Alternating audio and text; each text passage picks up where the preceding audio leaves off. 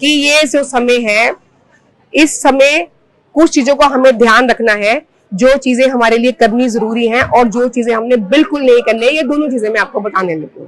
पहली बात, मुसीबत का समय है।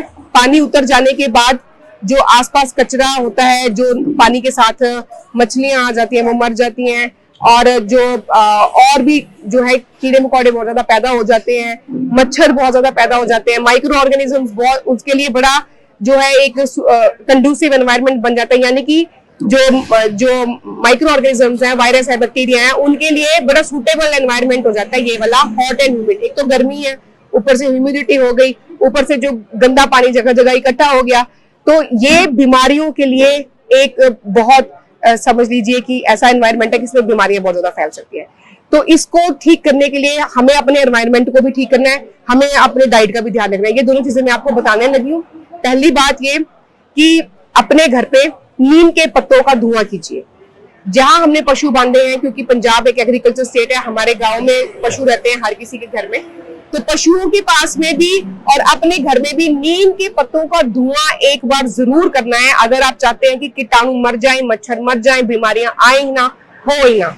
उसमें आप कपूर भी डाल लेंगे तो और भी अच्छी बात है। और ये दो चीजें करने से हमारा जो एनवायरनमेंट है वो बिल्कुल शुद्ध हो जाएगा। दूसरा है, नीम का पानी उबाल के घर को उसके साथ साफ कीजिए, घर में उसका पोछा लगाइए, हो सके तो धुल दीजिए एक बार। अच्छा, स्प्रे वाली बोतल में डाल के रखिए, हर जगह पे हम स्प्रे भी कर सकते हैं। और नहाने के लिए भी इसी पानी को इस्तेमाल कीजिए।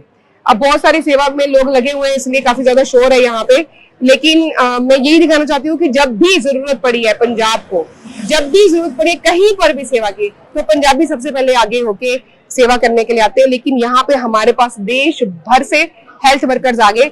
नीम का जो मैंने बता रही थी, चोट लग जा रही है, इधर उधर से ठोकर लग रही है क्योंकि सामान टूट फूट गया है, उसमें से हम लोगों को बचाने की कोशिश कर रहे हैं, तो बचाव कार्य में लगे हुए लोगों को भी नीम के पत्तों की पेस्ट बनाइए, उसके ऊपर लगा लीजिए, नीम के पत्तों का काढ़ा बनाइए, उससे उसको धो लीजिए।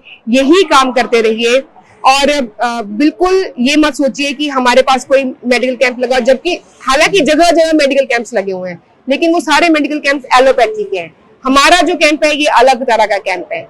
हम यहाँ पे नेचुरल तरीके से, आयुर्वेद से, फिजियोथेरेपी है और ऐसी चीजों से, वो चीजें हम आपको बताएंगे जो ना तो आपको नुकसान करेंगी, दूसरी दवाइयों से जल्दी असर भी करेंगी, और आपको कहीं पर जाने की भी जरूरत नहीं है, उसके लिए आप खुद ही कर सकेंगे। आप चाहे आप यहाँ पे हमारे पास आ सकते हैं, नहीं तो जहां पर भी आप हैं 8492086297 पे हमें मैसेज कीजिए, व्हाट्सएप कीजिए इस पे, या इस पे आप कॉल भी कर सकते हैं। अगर कोई इमरजेंसी है तब इस पे आप कॉल कीजिए, नहीं तो प्लीज व्हाट्सएप कीजिए। अगर कोई दिक्कत है हम आपकी रिप्लाई करेंगे।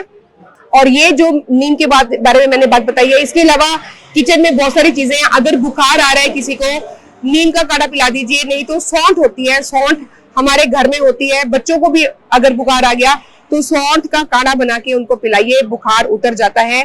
पूरा दिन में एक एक घूंट करके पिलाना है, गट गट करके एक बार इकट्ठा नहीं पिलाना, तो वो पिलाते रहिए और उससे बुखार में भी आपको जो है हेल्प मिलेगी।